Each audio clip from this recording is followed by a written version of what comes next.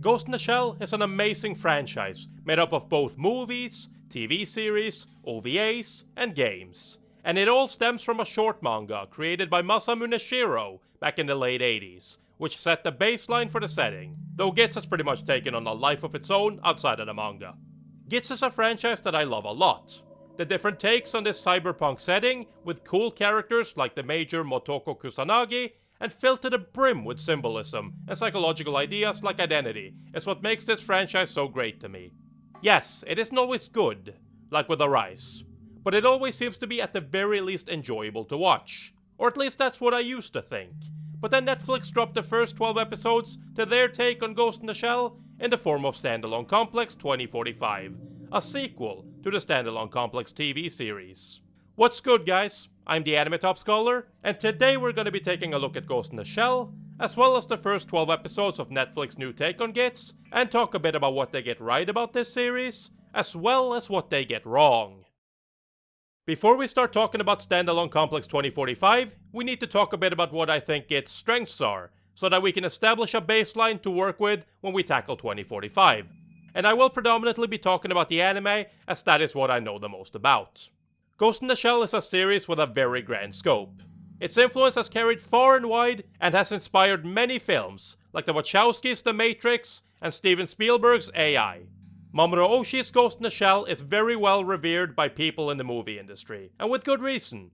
This cyberpunk classic not only managed to create a captivating world, but also filled it with intriguing characters, as well as interesting themes in regards to technology, the future, philosophy, and the nature of consciousness and identity. All these things are what makes Ghost in the Shell such an amazing world to dive into. You can analyze it for hours and constantly find something new. Though it is important to remember that Gits itself is also not 100% an original concept, but that is by design. You see, Gits also has many inspirations, like the 1982 Blade Runner, which definitely was used as a visual inspiration for Oshii's movie, as well as Masamu Nishiro stating that among other things, he was inspired by Arthur Koestler's 1967 book about philosophical psychology, titled The Ghost in the Machine, which is also the basis for the title Ghost in the Shell. Now, I'm not bringing this up to put down the franchise in any way. As a matter of fact, it's quite the opposite. One of the strengths of Ghost in the Shell is how it wears its influences on its sleeves, and by doing so, it allows its influences from sci-fi greats like Philip K. Dick to take root in the plot and strengthen its psychological and philosophical themes. Because as I'm sure you're all aware of, if you've seen or read any Ghost in the Shell before, it's more than just an action flick. It also questions the idea of identity, like what makes us us, do we matter, what makes one human, and so on and so forth. As well as other themes, like evolution, like how the Puppet Master wishes to merge with the Major to experience its own death, but also to create a new being. As well as Cartesian dualism, which is the concept of the body being physical while the mind is separate. These are just some of the themes that are present in the movie, and I'm sure people who are way better at analyzing movies than me could find many more themes that show up.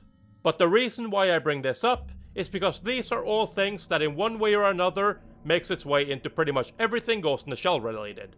From Oshii's two movies, the first mostly showing this through the Major and the Puppet Master, to Innocence, where we get more of a perspective on Bato and others, now that the Major is missing for most of the movie, as well as Standalone Complex focusing more on societal issues that would arise as a result of the advancement of technology, as well as just generally giving some more context to the characters of Ghost in the Shell. And lastly, Arise, which mostly just rethreads old ground that have already been explored in this series before. So this then brings us to Netflix's take on Ghost in the Shell. Just to remind you, so far only 12 episodes have been released, so things might still change and develop. But based on the first 12 episodes, I think we've been shown enough to see how they plan to tackle this beloved franchise. Standalone Complex 2045 is a sequel to the TV series Standalone Complex, which has two seasons. One from 2002 and one from 2004, both of which span 26 episodes in length. This means that 2045 will mostly try to follow the TV series version of Gits. So unsurprisingly, the series is more action-oriented than for example Oshii's movies. It also follows more of Standalone Complex example in the form of its themes being mostly societal, with some psychology and philosophy sprinkled in where needed. The story starts with letting us know that an economic disaster known as the simultaneous global default has destroyed the value of all paper and electronic currency. In order to keep the economy going, the big four countries of the world are engaged in a never-ending sustainable war. We follow the Major and her team known as Ghost, which consists of the members of the now discontinued Public Security Section 9, minus Togusa, as they are now working as mercenaries, using their cybernetic enhancements and combat experience to earn a living, while also defusing hotspots across the globe. So this sustainable war is the first new element that is introduced in 2045. But what exactly is a sustainable war? In essence, it is for-profit warfare. In this series, sustainable war is tied to World War III and how countries tried to stop nuclear war. The Big Four, which consists of America, China, Russia, and the European Union, were looking towards technology more now than ever before. And as World War IV was fought from 2012 to 2024, it paved the way for nuke-free warfare. Now mercenary groups are hired no matter which country they belong to, making war more into some sort of sport. A sport in which the poor fight to make money and live, while big business and the 1% make a lot of money as they barricade themselves away from the conflicts, investing in new weapons, robots, and other new threats, while keeping themselves safe. This is what the show starts out as. An interesting new concept for Ghost in the Shell for sure. But by episode 5, we are introduced to yet another new element, and that comes in the form of post-humans. So by episode 5, the Major and her team has been kidnapped by the US Delta Force Cyborg Squad, led by someone who goes by the name John Smith. They are now tasked with infiltrating the house of a man named Patrick Huge, who is a rich 1%er, known to some of the mercenaries as the Good 1%er. Team Ghost is tasked with kidnapping him and returning with him alive. However, in every simulation Team Ghost has done of the mission, they have always failed, and when it's time to complete the mission for real, they realize why. You see, Patrick Huge is not just your average man. No, he is in fact a post-human. Not quite a man, not quite a robot, but way more dangerous than any super soldier of old. So in order to really understand Standalone Complex 2045, we'll need to really dive into post-humans, as based on the first 12 episodes, they seem to be the crux of the story. So in simple terms, a post-human is someone who's had a new type of virus or malware infect their cyberbrain. This turns them from regular human beings into a form of super robot or supercomputer, depending on the circumstances, though this change is not instantaneous. In the case of Patrick Huge, he has processing speed so fast that he is able to predict any incoming attack, and is able to dodge and retaliate. Basically, not even bullets are effective against him, as he's more or less impossible to hit. This makes him an impossible target for the Major and her team to capture alive, as even after they finally manage to get a chance to stop him, the Major tries to hack his cyberbrain, but is almost immediately overpowered and almost killed, and they have to kill him to save the Major. This sets the standard for what type of threat this is, and the fact that they have to attempt to capture these post-humans alive seems like it might be too much for even Team Ghost. We later get introduced to more post-humans like Gary Hartz, who's a retired US Army Master Sergeant, and the only post-human that has been captured by the US military, after he was almost successful in his solo mission to launch nukes at Moscow. As well as Sanji Yaguchi, a boxer turned post-human, who's now going after corrupt politicians and killing them. And last, as of the first 12 episodes, Takashi Shimamura, a 14-year-old post-human who's the creator of the ThinkPol Social Justice Warrior app, which is an app that's supposed to be the true power of democracy, as it allows its users to vote on people who have done something bad and should be punished. And whoever the majority votes for will get hit by millions of simultaneous cyber attacks that will fry their cyberbrain.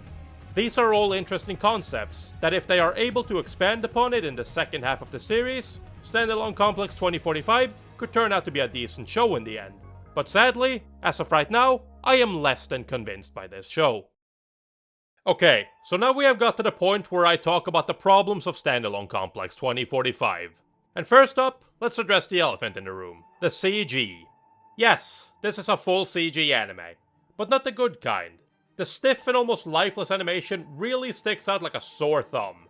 It's such a stark contrast when you look back at things like the 90s Gits, or even the first 2 seasons of Standalone Complex. The animation does this show no favors.